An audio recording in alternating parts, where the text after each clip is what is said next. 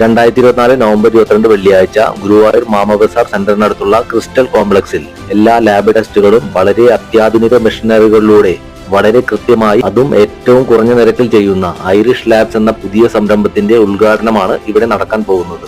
ഉദ്ഘാടനം ചെയ്യാൻ വരുന്നത് മറ്റാരുമല്ല, നമ്മുടെ എല്ലാം പ്രിയപ്പെട്ട ഗിന്നസ് ബുക്ക് ആണ്.